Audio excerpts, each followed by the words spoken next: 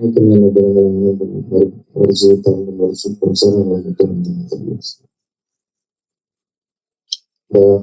ఇంకా కుటుంబంలో రక్షణ పొందవలసిన వేరే సమయం తెలిసింటే వారి కుటుంబాన్ని రక్షణ వారికి ప్రతి కుటుంబం ద్వారా ఈ గ్రామాన్ని చుట్టూ ప్రజల ఆశీర్వదింపడానికి సహాయం చేసింది. నిజమైన దేవుని ఎరిగి అంటే ఈ మార్గంలో నడిచే ధన్యతను ప్రతి ఒక్కరికి కలిగిస్తుంది. కార్యక్రమాలకు హాజరైన ప్రతి ఒక్క సొంత కుటుంబాలను ఇంతవరకు మీరు ఇచ్చిన క్షేమ స్థితిని బట్టి ఇంకా ఆయుష్ను ఆరోగ్యాన్ని ఇచ్చి మీ కొరకు బతికే ఉన్నతమైన స్థితిని వారి జీవితాన్ని కల్పించాలి. ఇప్పటివరకు మా పట్ల మీరు చేస్తూ వస్తున్న ప్రతి మేలు విషయం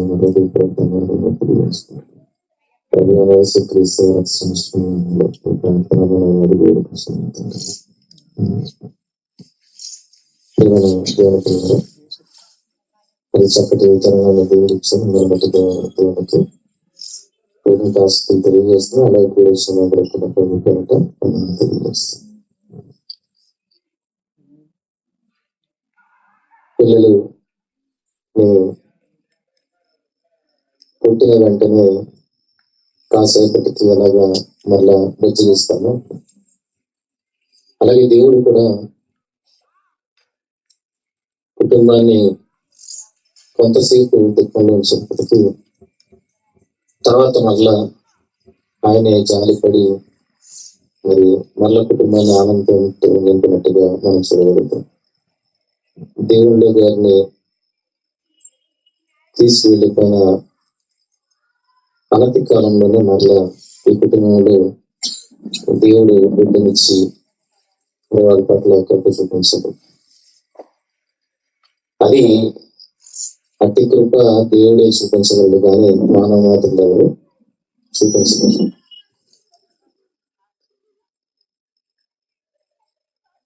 ఇది దేవుని వల్ల జరిగిన గొప్ప కార్యం. మనుషులు ఎవరైనా చేయగలుగుతారు?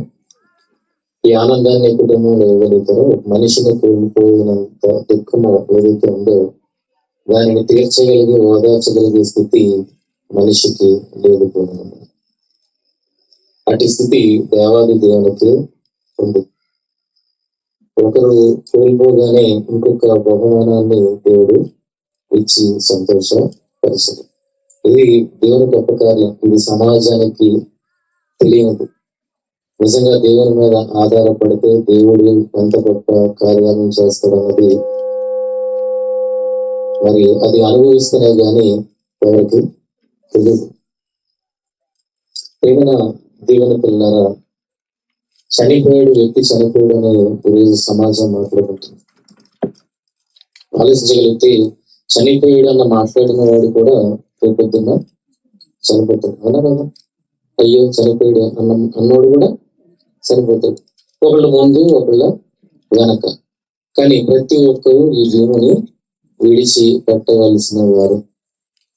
రోజు వయసుతో నిమిత్తం ఏమంటే చిన్నపిల్లలు, పసిబిడ్డల దగ్గర నుండి అనేక మంది తమ ప్రాణాలను కోల్పోతున్నట్టు మనం చూడగలుగుతాం. అలాంటిది ఎంత ఆయుష్ను దేవుడి గారికి ఇచ్చి దేవుడి భూమి మీద నిల్చోబెట్టాడు అంటే అది దేవుని మహా కృప. కనుక విషయాన్ని ఆలోచించిన మనిషి ఏదో తానేదో బ్రతికేస్తాను అన్నట్టుగా ఈరోజు సమాజం ఎత్తిపొడుపు మాట్లాడడం అనేది జరుగుతుంది. కానీ మాట్లాడిన వాడు కూడా తర్వాత చనిపోతాడు.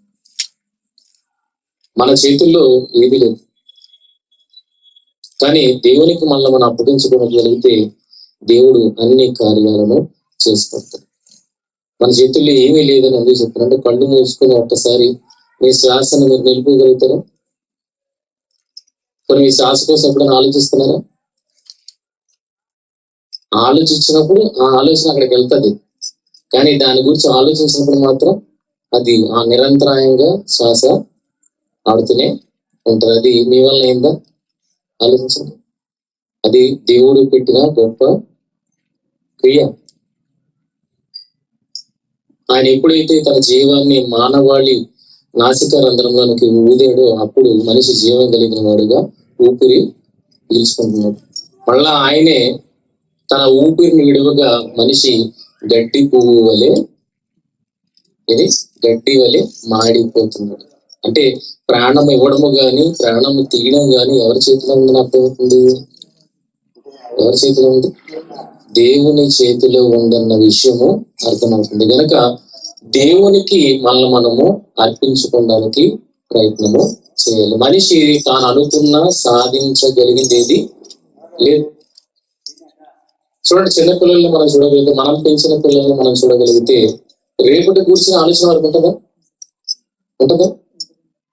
చక్కగా ఏ భయం లేకుండా హ్యాపీగా ఆడుకుంటూ పాడుకుంటూ అలసిపోయి నిద్రపోతారు. రేపటి గురించి ఆలోచన ఎక్కడ ఉందండి? కానీ ఎవరు ఆలోచిస్తారు రేపటి గురించి? వాళ్ళ కోసం తల్లిదండ్రులు ఆలోచిస్తారు. వాళ్ళకి ఆలోచించాల్సిన అవసరత లేదు.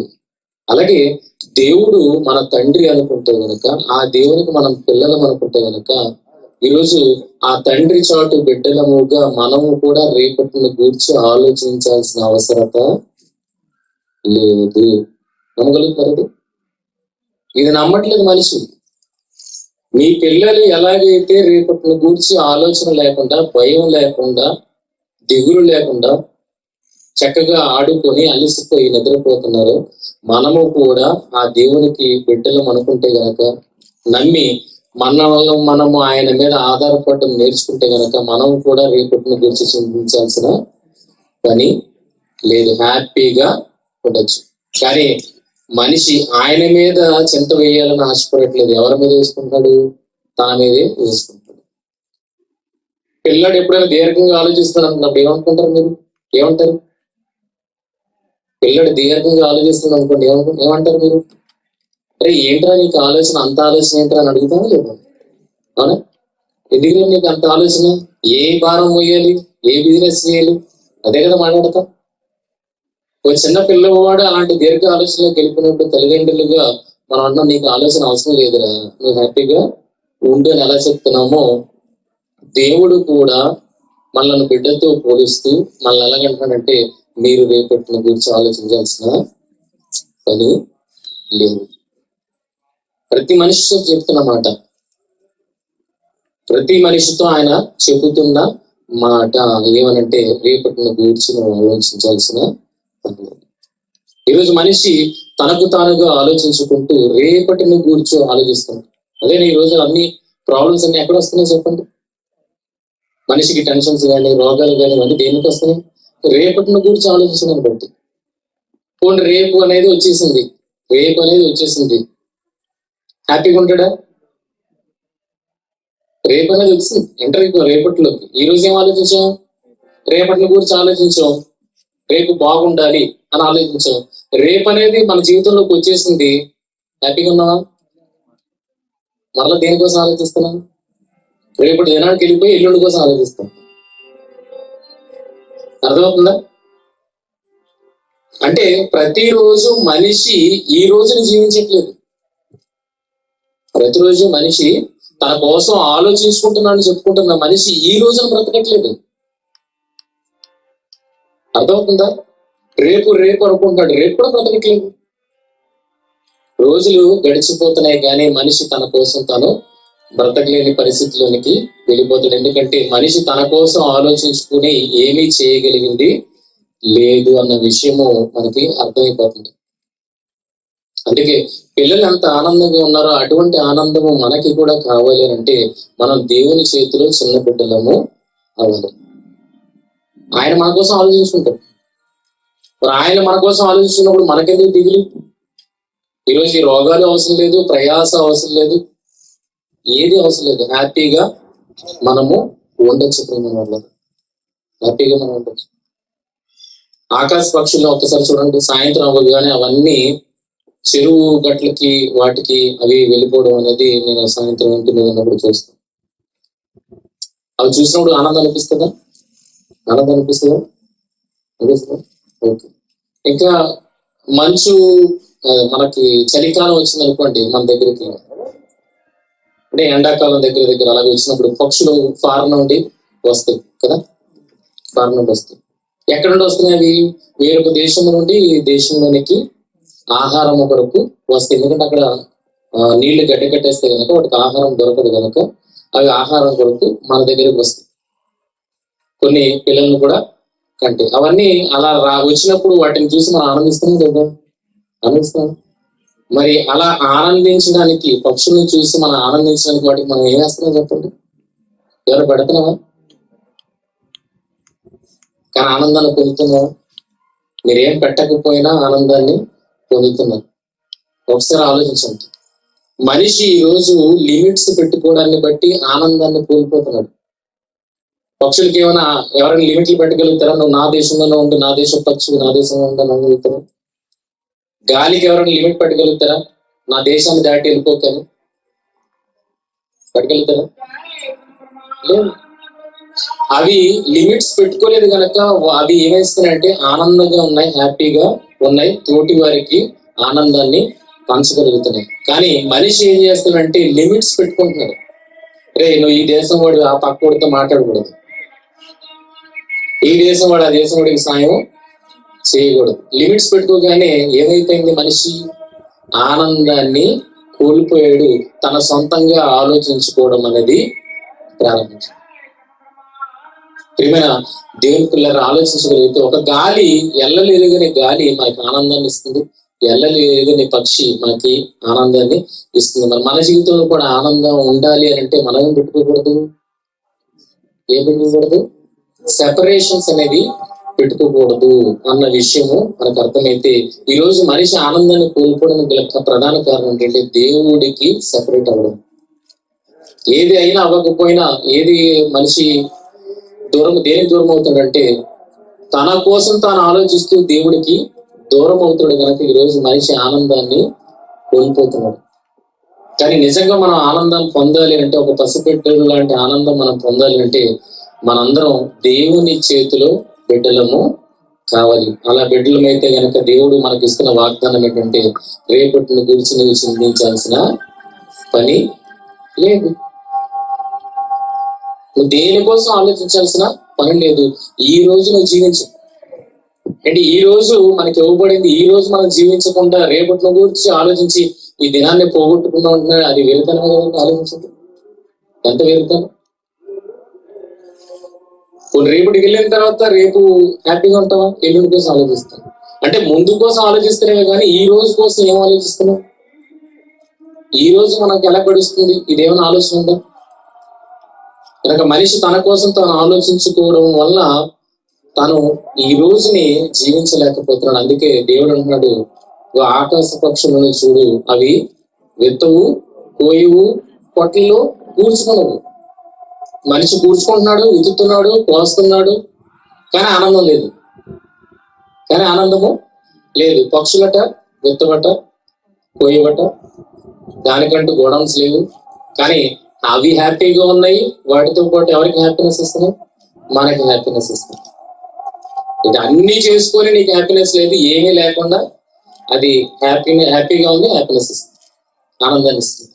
మరి మనము కూడా అలాగే ఉండాలని దేవుడు ఆశపడుతున్నాడు. ఒక గాలికి ఏముంది? స్వేచ్ఛగా తిరుగుతుంది, ప్రపంచ దిక్కులన్నీ తిరిగేస్తుంది, హ్యాపీగా ఉంటే మనకి ఆహ్లాదాన్ని ఇస్తుంది. పక్షులు అలాగే ఇస్తున్నారు. మరి మనిషి ఇవ్వలేకపోవడానికి గల కారణం ఏంటంటే మనిషి తనకంటూ గిరి గీసుకొని ఎవరితో కలవని వాడుగా ఉండిపోయాడు. కానీ నిజంగా కలవగలిగితే ఈరోజు మనిషి పడుతున్న ప్రతి సమస్యకు పరిష్కారం అనేది ఆటోమేటిక్ గా వచ్చేస్తుంది. ఉమ్మడి కుటుంబాలు ఉన్నప్పుడు ఎవరికైనా ప్రాబ్లం వస్తుంది అనుకోండి, ఏం చేశారు? ఆలోచించుకున్నారా? ఎవరో ఒకరు ఆలోచిస్తారులే, మనం ఆలోచించకపోయినా పర్లేదు ఉమ్మడి కుటుంబంలో. కానీ నువ్వే విడిగా కుటుంబాన్ని పెట్టారు కాబట్టి ఎవరు ఆలోచించాలి? నీకోసం నువ్వే ఆలోచించుకోవాలి, ఇంకెవరు ఆలోచించలేరు కదా. కనుక కలిసి ఉంటే ఎలా ఉంది?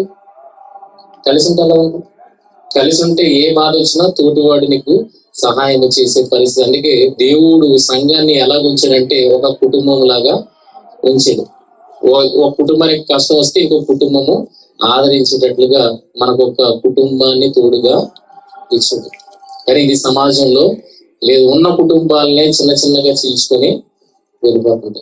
చివరికి ఎక్కడికి దూరం అయిపోయిందంటే దేవుడికి కూడా దూరం అయిపోయే పరిస్థితి. అందుకే దేవుడికి దూరం అయిపోయి కనుక మనిషి తన కోసం తాను ఆలోచించుకోవాల్సిన పరిస్థితి.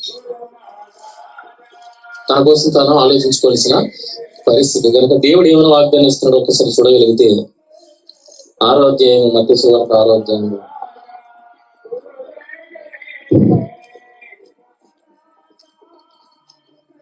మత్తయి సువార్త 6వ అధ్యాయం ఎంతమ్మా? గడ్డి పువ్వు చూడండి. ఎక్కడన్నా రెఫరెన్స్ 26. ఆకాశ పక్షులను చూడుడి. అది సర్వ మానవాళితో దేవుడు మాట్లాడుతున్న మాట. కాబట్టి ఎంపికైన వారితో దేవుడు మాట్లాడట్లేదు. దేవుణ్ణి ఎరిగిన సమాజంతో యేసుక్రీస్తు వారు మాట్లాడుతున్న మాట. వాళ్ళకి ఏం గుర్తు చేస్తున్నాడంటే, పైకి చూడటం మర్చిపోయి కదా మనిషి, గంట కిందనే పైకి చూడటం మానేసాడు.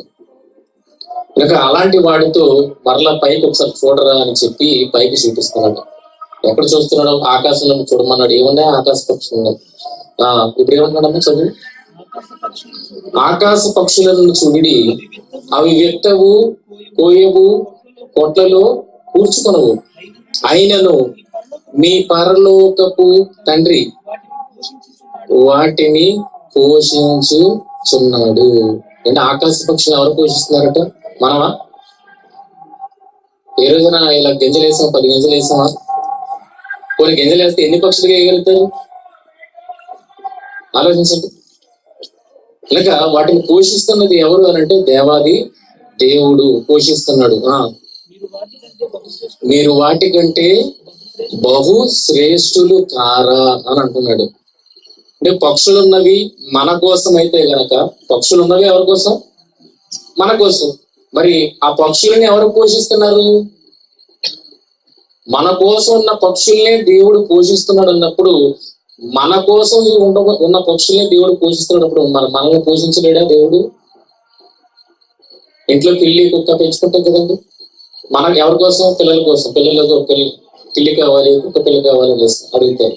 అడిగినప్పుడు తీసుకుని వస్తాం. ఇప్పుడు పిల్లిని పెంచుతాం, కుక్కని పెంచుతాం. ఎవరి కోసం? పిల్లల ఆనందం కోసం వాటిని తెచ్చి పెంచాం. ఇప్పుడు వాటిని పోషిస్తున్నాం అంటే బిడ్డను పోషిస్తున్నాం ఉంటుందా? వాటిని పోషిస్తున్నాం అంటే బిడ్డను పోషించుకుని ఉంటుందా?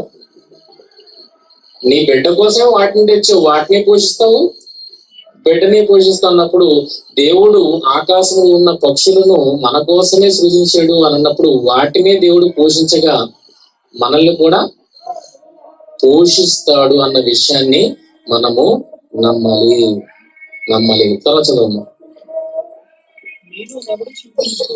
మీలో ఎవడు చింతించటం వలన తన ఎత్తు మూరెడు ఎక్కువ చేసుకోగలడు. చింతించడం వల్ల హైట్ పెరిగిపోతావా? ఆలోచించండి. చింతించడం వల్ల హైట్ పెరుగుతావు. గుంటూరులో ఎవరో చిన్న పిల్లాడు ఇంటర్మీడియట్ చదువుతున్నాడు, పొట్టిగా ఉన్నాడని సర్జరీ చేసి హైట్ పెంచుతావు అనేసి ఇంట్లో చెప్పకుండా హాస్పిటల్కి వెళ్ళిపోయాడు. హాస్పిటల్కి వెళ్ళిపోయిన తర్వాత వాడి 2 కాళ్ళు కట్ చేసి గ్యాప్ పెట్టి రాడ్లు వేసి ఉంచేశారు. ఎప్పుడు దుమ్ముకి గ్యాప్ ఇచ్చాం అనుకోండి, దుమ్ము ఎదగడానికి ప్రయత్నం చేస్తారు. కానీ ఆపరేషన్ ఫెయిల్ అయిపోయింది. పొట్టిగా ఉన్న ఏముందండి? ప్రాబ్లం ఏమైనా ఉందా? కానీ చింతించడం వల్ల ఏమైనా సాధించాడా అని అంటే ఉన్నది కూడా కోల్పోయిన పరిస్థితి. అది ఇంట్లోకి తెలియకుండా డబ్బులు కూర్చి ఆపరేషన్ కి వెళ్ళిపోయాడు. తర్వాత ఇంట్లోకి తెలిసిన తర్వాత చాలా వారు బాధపడ్డారు. ఇది జరిగింది, రియల్ గా జరిగింది. కనుక మనిషి చింతించటం వలన ఏమైనా పెంచుకోగలుగుతాడా? ఒక్క వెంట్రుకను తెల్లగానను నల్లగానను చేయలేవు. మనకి తెల్ల వెంట్రుకలు వస్తాయి కదండి, నల్లగా మార్చుకోగలుగుతామా? అవుతుందా? చింత వచ్చేస్తూ ఉంటది. తెల్ల వెంట్రుకలు రాగానే చింత వచ్చేస్తుంటది మనిషికి. ఇగో నేను అప్పుడే పండిపోతుంది నా తల అని చింత వచ్చి ఏదేదో రాసేస్తాడు కదండి. అంటే ఒక్క తెల్ల వెంట్రుకను కూడా నల్లగా మార్చలేని దుస్థితులు ఎవరున్నారు? మనిషి ఉంటుండగా రేపటిని గూర్చి ఆలోచించి ఏమైనా చేయగలుగుతాడా చెప్పండి? ఏం చేయగలుగుతాడు? అదే ఇక్కడ చెప్తున్నాడు నీకు అర్థమైన భాషలో. ఒక మూరెడు ఎక్కువ చేసుకోగలడా? ఎక్కువ చేసుకోగలడా? చింతించడం వల్ల జరగదు. తర్వాత వస్త్రములను గూర్చి మీరు చింతింపనేలా? అడవి పువ్వులు ఎలా వెలుగుచున్నవో ఆలోచించిన. అడవి పువ్వులు ఎందుకు పెట్టుకున్నాడండి? ఇంట్లో పువ్వులు ఎందుకు చెప్పలేదు? అడవి పువ్వులను ఎందుకు అన్నాడు?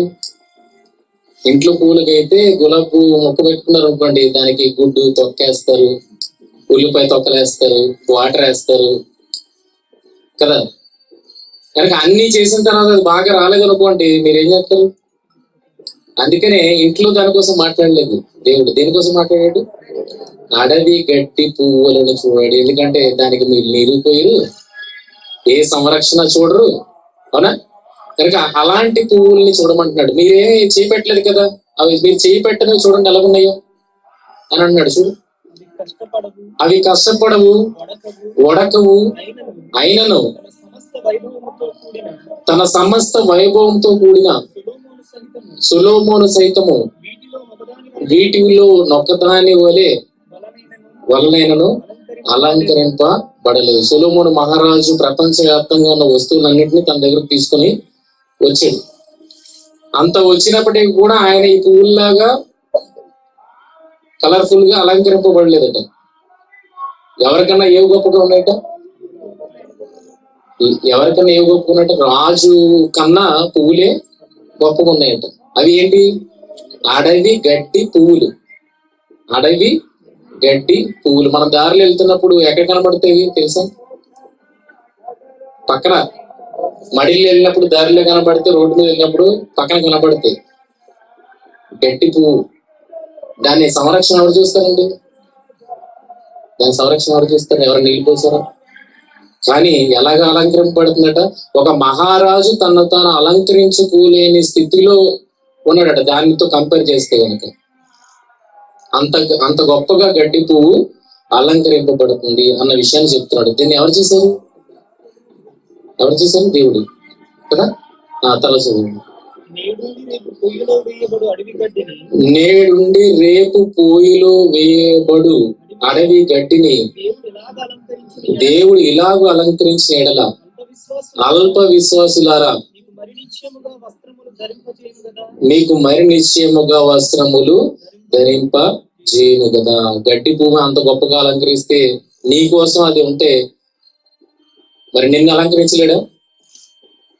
నీ కోసం ఉన్న గడ్డి పువ్వుని అంత గొప్పగా అలంకరిస్తే నిన్ను అలంకరించలేడా? ఎప్పుడు అలంకరిస్తాడు? నువ్వు ఆయన బిడ్డవి అనిపించుకుంటే అప్పుడు అలంకరిస్తాడు. లేదు నాకు ఎవ్వరు వద్దు అని నాకు మట్టుకు నేనే ఆలోచించుకుంటాను అని అంటే ఎవరు ఆలోచిస్తారు మీకోసం? తండ్రిని కాదని మీకు మీరు ఆలోచించుకుంటే ఎవరు ఆలోచిస్తారు చెప్పండి? ఇగో తండ్రి నువ్వు నా కోసం ఆలోచించని ఎప్పుడైతే మిమ్మల్ని మీరు అప్పగించుకుంటారో అప్పుడు దేవుడు ఆలోచించడం ప్రారంభిస్తాడు. గడ్డి పువ్వు కాదు, ఆకాశ పక్షులు కాదు, వాటికన్నా గొప్పగా నిన్ను పెంచి పోషిస్తాడు. అంత గొప్ప వాగ్దానాన్ని దేవుడు ఇస్తున్నాడు. కానీ మనం దేని వల్ల అవన్నింటిని దూరం అయిపోతున్నాం? అల్ప విశ్వాసము చేత నమ్మలేకపోతున్నాం దేవుణ్ణి. ఏది నమ్మగలుగుతున్నాం అంటే సమాజపు మాటలు నమ్మగలుగుతున్నాం. రేపటిని గురించి సమాజం ఆలోచిస్తున్నప్పుడు మనం కూడా రేపటిని గురించి ఆలోచించాలి, మన భవిష్యత్తు బాగుంటుందని సమాజం ఆ ధోరణిలో వెళ్ళి దాన్ని విశ్వసిస్తున్నామే గాని దేవుడు చెప్తున్న మాటల్ని ఏ ఒక్కరు ఆదరించగలిగారంటే దేవుని మాటలు ఎవరైనా ఆదరించగలిగారా? విశ్వసించగలుగుతున్నారా? దేవుడి మాటలు మనకు వద్దు. ఎవరు కావాలి? సమాజపు పోకడ మన జీవితాల్లో కూడా ఉండాలి. ఇగో రేపు బాగుండాలి. రేపు ఎప్పుడు బాగుంటుంది? రేపు ఈ రోజు వదిలేసి రేపటిని గురించి ఆలోచిస్తున్నారు. అలాంటి వారితో దేవుడు చెప్తున్న మాట అల్ప విశ్వాసులారా, అల్ప విశ్వాసులారా. మరి తర్వాత చదవండి. కాబట్టి ఏమి తిందుమా, ఏమి త్రాగుదుమా, ఏమి ధరించుకుందుమా అని చింతింపకుడి. దేవుణ్ణి నమ్ముకోని వాళ్ళు దీనికోసము విచారిస్తారు. కానీ దేవుని నమ్ముకున్న వాళ్ళైతే తర్వాత ఇవన్నీ మీకు కావాలని మీ పరలోకపు తండ్రికి తెలియను. ఆయన తండ్రి అయితే మనం ఎవరు? బిడ్డలమే కదా. మన బిడ్డలు ఏమైనా ఆలోచిస్తారా? రేపటిని గురించి బట్ట, రేపటిని గురించి ఆహారము, రేపు ఏం వండుతాం, ఏం తింటాం ఏమైనా ఆలోచిస్తారా? హ్యాపీగా పడుకుంటారు కదా, మళ్ళీ కూడా ఎలా పడుకోమంటున్నాడు? హ్యాపీగా పడుకోమంటున్నాడు ఆయన ఒడిలో.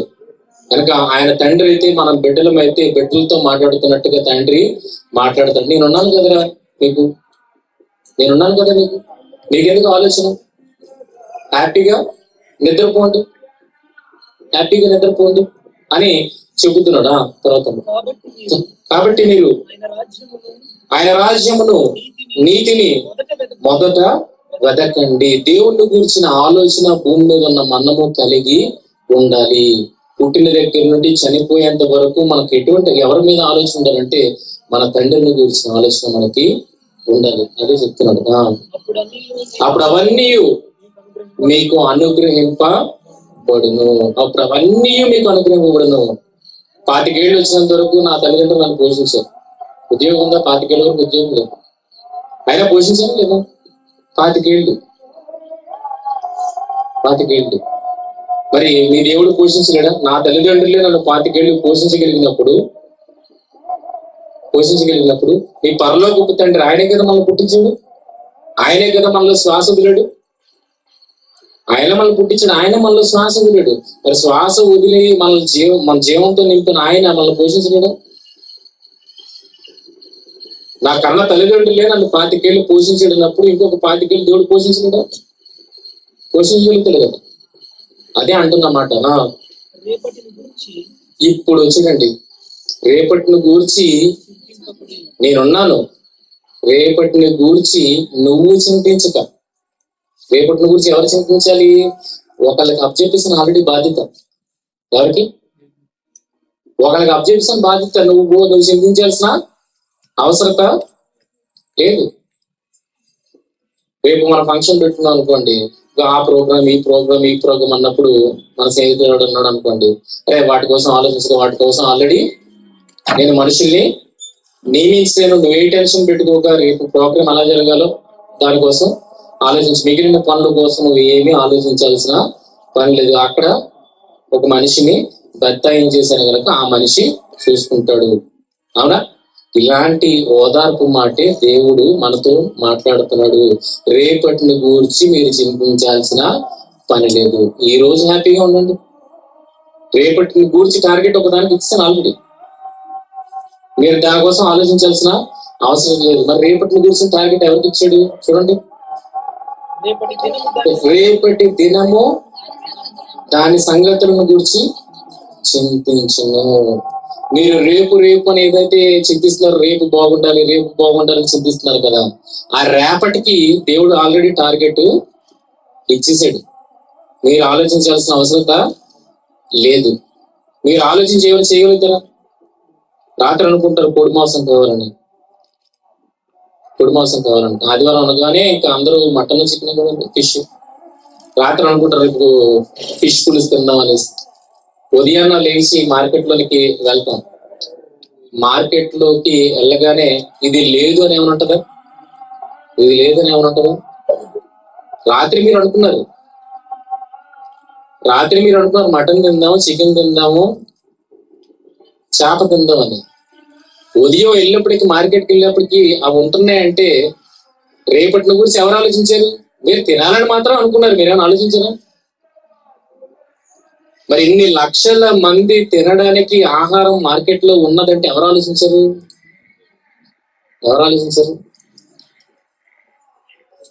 రేపటి దినము దాని సంగతులను గూర్చి విచారించును. రేపటికి ఆజ్ఞేశాడు ఆజ్ఞేశాడు కనుక రేపటి దినము దాని ఫలాలను అది చూసుకుంటది. మీకు ఏది అవసరమో అది మీకు రేపటి దినము మీకు ఇస్తుంది. చూడ, మార్కెట్లోకి వెళ్ళి ఉత్తి చేతులతో తిరిగి వచ్చిన వాళ్ళు ఎవరు ఉన్నారా? మార్కెట్లోకి వెళ్ళిన తర్వాత ఉత్తి చేతులతో ఎవరైనా తిరిగి వచ్చిన వాళ్ళు ఉన్నారా?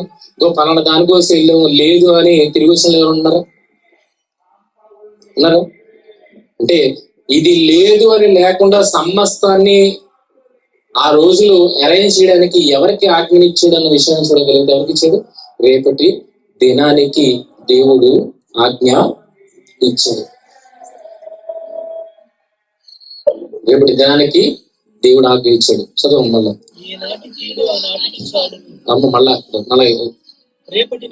రేపటిని గూర్చి చింతించొద్దు, హ్యాపీగా పడుకో. ఉదయానికి ఏముంటాయి, అన్ని రెడీగా ఉంటాయి, నువ్వు వెళ్ళి తెచ్చుకోవడం. రేపటి దినము దాని సంగతులను గూర్చి అది చింతిస్తుంది. నీ చింత దానికి ఇచ్చాను, నువ్వు చింతించాల్సిన అవసరం లేదు. కానీ నీకే చింత ఉండాలి, నీకే చింత ఉండాలి, నీకే చింత ఉండాలి.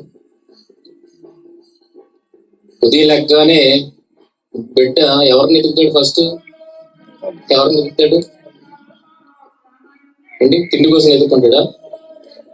దేనికోసం ఎదుర్కొంటాడు? తల్లిదండ్రుల కోసం ఎదుగుతాడు. ఉదయం లేచిన తర్వాత బిడ్డది ఎవరి కోసం ఎదుగుతాడు? ఫుడ్, వస్త్రాలు, స్నానం ఇదంతా కాదు, తల్లిదండ్రులు ఎదుగుదా లేదా? అలాగే మనము కూడా ప్రతి దినము లెగిసిన వెంటనే ఎవరిని ఎత్తుకే వారముగా ఉండాలి? దేవుణ్ణి వెతికే వారముగా ఉండాలి. అన్నీ ఉండొచ్చు, తల్లిదండ్రులు పట్టించుకోవట్లేదని మనం అనుకుంటాం, కానీ అన్నీ ఉన్నప్పటికీ కూడా వాళ్ళు లేకపోతే వాడికి దినము గడవదు. మనం అనుకుంటే పట్టించుకోవట్లేదు, వాటి మీద ఉండిపోయాడు అనేసి. కాదు కాదు, అన్నీ ఉండి మనం లేకపోయి అనుకోండి, వాడికి ఆహారం తినబుద్దేదు, ఏమి చేయబుద్దేదు. మనం కనబడగానే మళ్ళీ ఆనందము వస్తుంది. అలాగా మనము కూడా బిడ్డల లాంటి వారము అయిపోవాలి. ఉదయం లెగిసిన వెంటనే దినమంతా ఎవరిని గూర్చిన ఆలోచన కలిగి ఉండాలి? ఆ దేవుణ్ణి గూర్చిన ఆలోచన మనము కలిగి ఉండాలి. అలా ఉండగలిగితే మనకి ఏ లోటు లేదు అని దేవుడు చెప్తున్నాడు. అర్థమవుతుందా? ఉదయం లేచిన తర్వాత తల్లిదండ్రుల కోసం ఆలోచించలేదు అనుకోండి, అప్పుడు వాడి కోసం ఎవరు ఆలోచించుకోవాలి? వాడే ఆలోచించుకోవాలి, అంతేనా? అదే తల్లిదండ్రుల కోసం ఆలోచించగలిగితే వాళ్ళు ఉన్నారంటే వీడికి మిగిలిన ఏమైనా ఆలోచించుకోవాల్సిన అవసరం ఉందా? లేదు. ఎందుకంటే వీడి కోసం ఆలోచించేవారు ఉన్నారు, వాళ్ళు ఉన్నారు. అదే వాళ్ళ కోసం చూడలేదు అనుకోండి, మనిషి వీటి కోసం చూడాలి, మిగిలిన వాడి కార్యాలన్నింటి కోసం వాడే ఆలోచించుకోవాలి. ఈరోజు మనిషి అదే దీంట్లో ఉండిపోయాడు. ఉదయం లెగుస్తున్నాడు, దేవుణ్ణి స్మరణ చేయట్లేదు. ఏ స్మరణ చేస్తున్నాడు? ఏది ఆలోచిస్తున్నాడు? తన కోసము తాను ఆలోచించుకున్నాడు. అదే దేవుడు అంటున్నాడు ఇక్కడ. ఏమని పైన చదువు కాదు, దానికన్నా పైన. కాబట్టి మీరు ఆయన రాజ్యమును నీతిని మొదట వెతకండి. పిల్లలు లెగ్గానే ఏది వెతుకుతారు? తల్లిదండ్రులను వెతికినట్టే మనము కూడా ఎవరిని వెతకాలంట? ఆయనను వెతకాలి. ఎందుకంటే ఆయన పిల్లలు మనం. అది మీరు గుర్తించిన నాడు మీరు మీకోసం ఆలోచించుకోవాల్సిన అవసరత లేనే లేదు. దేవుడు మీకోసము ఆలోచిస్తాడు. అప్పుడు అవన్నీ మీకు మీకు అనుగ్రహింపబడిన, అవన్నీ ఏది కావాలో అది మీకు అనుగ్రహింపబడుతుంది అన్న విషయాన్ని దేవుడు చెప్తున్నాడు. ఒకవేళ ఇలాగా లేదనుకోండి పరిస్థితి, నెక్స్ట్ ఏం చెప్తున్నాడు చదువు. రేపటిని గురించి చింతించబడి రేపటి దినము దాని సంగతులను గురించి చింతించును, ఏనాటికి ఆనాటికి చాలును. ఏంటంటే ఇది కనెక్షన్. ఆయన దీనికోసం మాట్లాడాడు, మీరు తండ్రిని గురించి ఆలోచించండి అని మాట్లాడాడు. అలా తండ్రిని గురించి ఆలోచిస్తే మీ అవసరాలు అన్నీ తీరుతాయని మాట్లాడాడు. రేపటిని గురించి మీరు ఆలోచించవసలేదు, రేపటి దినానికి నేను టార్గెట్ ఇచ్చాను అన్నమాట మాట్లాడాడు. మాట్లాడిన తర్వాత చివరికి వచ్చినప్పుడు ఏమంటున్నాడు? ఏనాటికి ఆనాటికి చాలును అని అంటున్నాడు. ఏంటది? ఎప్పుడైనా అర్థం చేసుకోవడానికి ప్రయత్నం చేశారా? దాని అర్థం ఏంటంటే, దినములో నువ్వు దేవుణ్ణి వదిలేసి నీ కోసం నువ్వు బ్రతికితే నువ్వు దేన్ని సంపాదిస్తున్నావు? కీవుడిని మూట కట్టుకుంటున్నావు. ఆ దినములో నువ్వు ఏం మూట కట్టుకున్నావు? దేవుడిని మరిచి నిన్ను నువ్వు చూసి నువ్వు ఆలోచించుకుంటే ఏం మూట కట్టుకుంటున్నావు? కీడుని మూట కట్టుకుంటున్నావు. అంతేనా? తల్లిదండ్రులను మరిచి బిడ్డ ఉండిపోయాడు అనుకోండి, ఆ రోజంతా ఏమవుతుంది? అది గడుస్తుందా? గడవదు. కానీ వాళ్ళనే అంటి పెట్టుకొని ఉంటే గనక బిడ్డకి ఎలా జరుగుతుంది? రాజభోగమే కదా. కనుక కీడిలోకి వెళ్తున్నాడంటే తండ్రిని వెతకకపోతే వాడు ఎందులోకి వెళ్ళిపోతాడు? కీడులోనికి వెళ్ళిపోతాడు. అలాగే బ్రతుకున్న కాలంలో మనం దేవుణ్ణి గూర్చి వెతకకపోతే ఏమవుతుందట? అది కీడు కింద మారుతుంది. అది ఒక రోజుతో చాలు. ఎందుకంటే అదేమన్నాడు, ఏమనంటున్నాడు? ఏనాటి కీడు ఆనాటికి చాలు. ఈ రోజు నువ్వు ఆలోచించలేదా? రేపు గురించి నీ తల్లిదండ్రులు జ్ఞాపకం చేసుకో. ఈ రోజు నువ్వు తండ్రిని ఎత్తకపోవచ్చు, రేపైనా తండ్రిని ఎత్తుకు. రేపటి కీడు తొలగిపోద్ది. రేపు కూడా నెతకలేదు అనుకోండి, రేపు కూడా ఎందులో ఉంటాడు అన్నమాట? కీడులోనే ఉంటాడు. కనుక ఈ రోజు మనిషి దేవుణ్ణి విడిచిపెట్టిన ప్రతి రోజు ఎందులో వెళ్ళిపోతున్నాడు? కీడులోనికి వెళ్ళిపోతున్నాడు. కీడుని మూట కట్టుకుంటున్నాడు. ఈ కీడు అంతా ఎప్పుడు వస్తుంది? మీరు మరణించగానే ఎక్కడికి వెళ్ళిపోతారు తెలుసు? దేవుణ్ణి పట్టించుకోకుండా కీడును మూట కట్టుకుంటే మీరందరూ ఎక్కడికి వెళ్ళిపోతారంటే నిత్య నరకంలోనికి వెళ్ళిపోతారు. ఎందుకంటే దేవుణ్ణి పట్టించుకోలేదు. కానీ దేవుణ్ణి పట్టించుకోగలిగితే ఎక్కడ జరుగుతుంది? చనిపోయిన తర్వాత అక్కడ జరుగుతుంది. దేవుణ్ణి పట్టించుకుంటే మనకి ఎక్కడ జరుగుతుంది? అక్కడ జరుగుతుంది. ఆడపిల్లని ఎక్కడ పెళ్లి చేసి పంపించేస్తాండి. మన ఇంట్లో ఉన్నప్పుడు జరిగిందా? మన బిడ్డ అనిపించుకున్నప్పుడు మన ఇంట్లో ఉన్నప్పుడు జరిగింది. వాళ్ళ ఇంటికి వెళ్ళిపోయినప్పుడు కూడా మనం చూడటం మానేస్తామా? అదే మన బిడ్డ కాదురుకొని మనల్ని విడిచి వెళ్ళిపోయింది అనుకోండి, అప్పుడు మీరు ఖాతరు చేస్తారా? ఎక్కడ ఖాతరు చేయము, అక్కడ ఖాతరు చేయము కదా. కీడు మూట కట్టుకుందా? అదే తల్లిదండ్రులకు లోబడి వాళ్ళ మాట విని వాళ్ళ మాట ప్రకారం వెళ్తే గనక బిడ్డ ఇక్కడున్న ప్రాబ్లం లేదు, అక్కడున్న ప్రాబ్లం లేదు అంటే చూస్తాడు. అదే మాట ఇక్కడ మనకి కూడా చిలక చెప్పినట్టు చెబుతున్నాడు. ఏమనంటే గడ్డి పువ్వుల్ని చూడండి, ఆకాశ పక్షుల్ని చూడండి, వాటికి మీరు ఏమి చేయట్లేదు, అయినప్పటికీ కూడా అవి అలంకరింపబడుతున్నాయి, అవి పోషింపబడుతున్నాయి, వాటి వల్ల మనం ఆనందాన్ని పొందుకుంటున్నాం. మీకు ఆనందాన్ని ఇవ్వడానికి వచ్చిన వాటిని నేను పోషిస్తున్నాను అన్నప్పుడు మిమ్మల్ని నేను పోషించలేనా? పోషిస్తాను. ఎప్పుడు పోషిస్తానంటే మీరు నా కోసం ఆలోచించడం ప్రారంభించండి. ఇదే మనిషి విడిచిపెట్టింది ప్రియమైన వల్ల. దేవుడిని విడిచిపెట్టి మనం మూట కట్టుకుంటున్నది ఏంటి? ప్రతిదినం ఏంటి మూట కట్టుకున్నాం? కీడుని మూట కట్టుకుంటున్నాం. కీడుని ముట్టుకున్నాం. అందుకే ఏ నాటి కీడు ఆనాటికి చాలా. ఈ రోజు గడిచిపోయిందా? రేపటి దినాన్నైనా నువ్వేం చేయాలి? ఆ దేవుణ్ణి స్మరణకు తెచ్చుకొని నీ బ్రతుకులో ఆయన అధికారానికి మనము చోటు ఇవ్వగలిగితే నీ దినం బాగుంటుంది, హ్యాపీగా ఉంటుంది. అదే అన్నాడు, ఈ రోజుతో సరిపెట్టుకో. ఈ రోజు ఆలోచించలేదా? రేపటి నుండి మళ్ళీ స్టార్ట్ చేయి. రేపు లేదు, దేవుణ్ణి స్మరించలేదు అనుకోండి, ఇలాగ రోజులు గడిచిపోతాయి. ఎందుకంటే నీకోసం ఆలోచిస్తే ఏమనుకుంటున్నావు? రేపు బాగుంటుంది నీకోసం ఆలోచించుకొని చివరికి ఎక్కడికి వెళ్ళిపోతున్నావు? మృత్యు దగ్గరికి వెళ్ళిపోతున్నావు. అంటే ఇన్ని దినాలు మనం ఎవరి కోసం ఆలోచించుకోలేదు? దేవుడి కోసం ఆలోచించలేదు. ఇన్ని దినాలు ఏంటి మూట కట్టుకున్నావు? కీడు మూట కట్టుకున్నావు. అదంతా ఒక్కసారి మనకి ప్రతిఫలంగా వచ్చేస్తుంది. కనుక దేవుడిని మరచి మనం బ్రతుకుతామంటే అది మన వల్ల కాదు. దేవుడి కాదని మనం బ్రతకడం అనేది మన అసము. అందుకనే ప్రారంభంలో చెప్తాను, ఊపిరి మన అంతటా మనం పీల్చగలుగుతాం. చెప్పండి, ఊపిరి అది జరిగిపోతుంది కనుక హ్యాపీగా ఉన్నాం. అది ఎవరు పెట్టింది? ఆ ఊపిరి పెట్టింది దేవుడు. మరలా ఊపిరిని తీసేసేది కూడా దేవుడే అన్నప్పుడు, దేవుడే జీవాన్ని ఇచ్చినప్పుడు మనల్ని పోషించగలిగే స్థితి కూడా ఆయన దగ్గర ఉన్నది అన్న విషయాన్ని ఈ సందర్భంగా మీరు అందరూ ఆలోచిస్తారు అన్న విషయం నేను నమ్ముతున్నాను. కనుక మనుషులు పోవడం రావడం అనేది ఇది ఈ లోకంలో సహజం. పుట్టుక ఎంత సహజమో మరణము కూడా అంతే సహజం. దీన్ని ఎవరు ఆపలేరు. పుట్టుకని ఎవరు ఆపలేరు, మరణాన్ని ఎవరు ఆపలేరు. మధ్యలోది మాత్రము మనిషి ఆపడానికి ప్రయత్నం చేస్తారు. ఏంటది? దేవుని కోసం బ్రతకడం అనేది మనిషి ఆఫ్ చేసేస్తాడు. జీవాన్ని ఇచ్చింది ఆయనే, జీవాన్ని తీసుకుంది ఆయనే. అలాంటి ఆయన మీద నువ్వు ఆధారపడకపోతే మనకి పుట్టగతులు ఉండవు అన్న విషయాన్ని ఈ సందర్భంగా మీరు గుర్తు చేసుకోండి. నిజంగా ఆయన మీద ఆధారపడితే, ఒక బిడ్డ ఎలాగైతే తల్లిదండ్రుల మీద ఆధారపడినప్పుడు పోషింపబడుతున్నాడు, హ్యాపీగా ఉంటున్నాడు, చక్కగా నిద్రపోతున్నాడు, అలాంటి స్థితి మనం నిజంగా తండ్రి మీద ఆధారపడితే మనకి లభిస్తుంది అన్న విషయాన్ని అర్థం చేసుకోండి. అంత గొప్పడు మన దేవుడు. మరి అంత గొప్ప దేవుణ్ణి ఈ రాత్రికాల సమయంలోనే మీ హృదయం తట్టి మీ రక్షణలోనికి తీసుకెళ్తాడని నేను నమ్ముతున్నాను. ఎందుకంటే ఒక దినం చాలు, ఈ రోజు మూటగొట్టుకుని కీడు చాలు, ఇక్కడితో మనం ఆపేద్దాం. రేపటి నుండి దేవుని కోసము, మరుక్షణం దేవుని కోసం ఆలోచించడానికి మనము ప్రణాళిక వేసుకుంటాం. ఒక బిడ్డ ఎలాగైతే తల్లిదండ్రులు అనుక్షణం వెతికేవాడుగా ఉంటాడో, మనము కూడా దేవుని అనుక్షణము వెతికే వారముగా, కంట కనిపెడుతూ ఉన్న వారముగా మనము ఉండాలి. అప్పుడు మన జీవితాలు హ్యాపీగా ఉంటాయి. ఓకేనా?